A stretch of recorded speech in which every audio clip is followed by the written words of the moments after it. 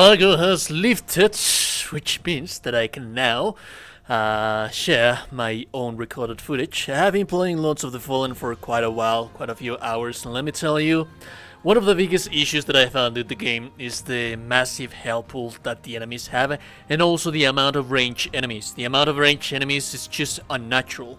So, out of all of the builds, different builds that I've tried, at least in early game, this is the one that I've enjoyed the most. This is the one that is going to give you the easier time. It has many tools at its advantage. It has quite a lot of melee damage because of buffing your weapon.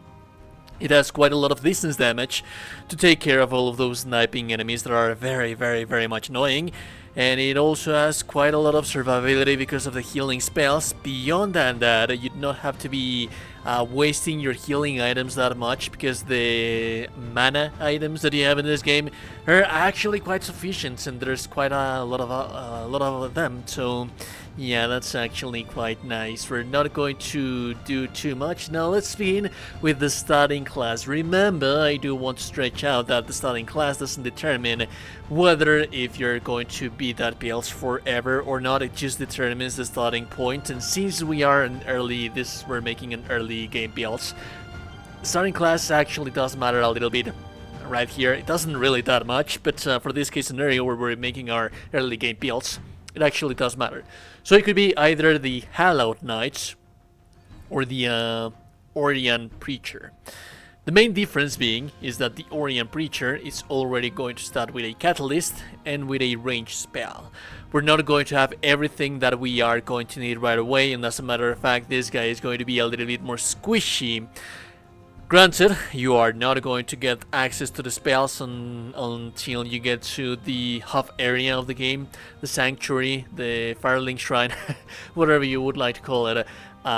So it kind of depends. Like, the difference between the Orient Preacher is that you're going to immediately have access to ranged spells, which is actually quite nice. But the Hallowed Knight is going to have a little bit more survivability and more armor, more health, and a little bit more of a melee damage. So either the Hallowed Knights or the Orient Preacher. It also determines how much do you have to spend on the equipment. For the specific builds, I am using this guy armor, weapon, shields, and once you reach to that hub area, all you have to do is just get the spells.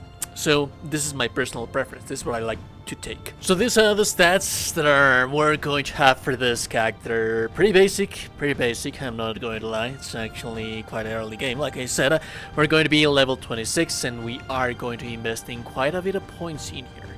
We're going to need strength on 15. This is going to be like a quality between strength and fate, radiance.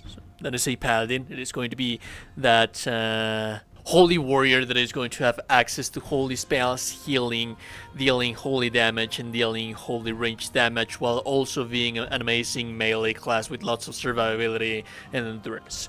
So the strength 15, our main weapon, the Hallowed Knight sword. At least this is our very early stages weapons, the stages of the game. It has a C scaling and strength, so those 15 points right there are actually quite nice. The endurance, it's already there as a basic. I always like to have endurance in 15 in all my Souls legs. We have it already because of the base starting class, so that's nice. And then vitality, we have that on 15 to have a little bit more survivability. Radiance, this is where it gets interesting. If you started as a preacher, you're already going to have 18 radiance, so that's nice. If you didn't, you are going to have to invest quite a little bit of points in here. So most of your levels are going to go into radiance. You're going to have to kill quite a lot of enemies before you actually get to do this, but this is going to carry you, luckily, with no issues, like for the first 4 or 5 areas of the game, with no problem. It's just that amazing. As for the equipment, we're using the Hallowed Knight sword.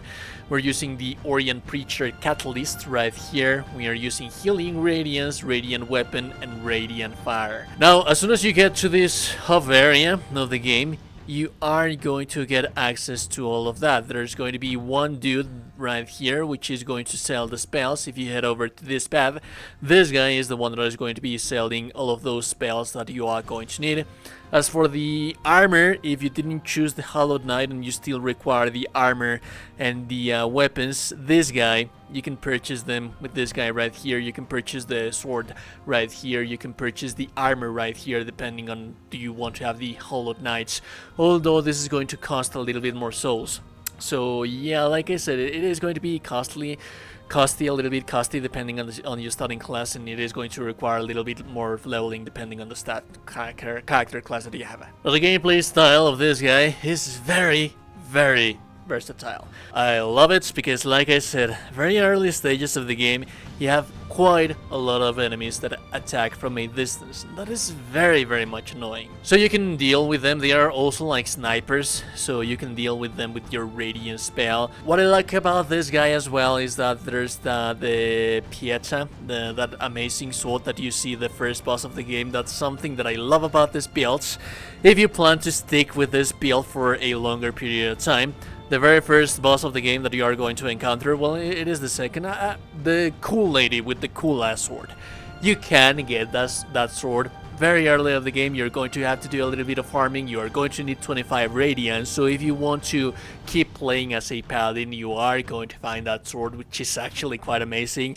That could potentially be an early game weapon that you can get that can carry you throughout the entirety of the game as a main means of having that. It also scales with Xeon Radiance, so you do not have to use strength that much anymore if you manage to get that sword. So with this early game build, you have already pre-established a very powerful paladin that has access to a very powerful things very, very early in the game. And trust me, I think that this is the easiest that I could find to make this game because of the healing potential, the survivability, the range distance that you have, how easy it is to recover your mana with this character. We are going to continue with the builds, we are going to continue with the guides, we are going to continue with the tips and tricks. But I think that for now, this is the character that a lot of people is going to be looking forward to because it is a very difficult game, and this guy does it that much more easier for you. If you like the content, like it, very super appreciate it. No one's told you today that you're a gorgeous and beautiful person. You're indeed a gorgeous and beautiful person. I will be seeing you goddamn gorgeous and beautiful people in the next one. Have a beautiful day and goodbye.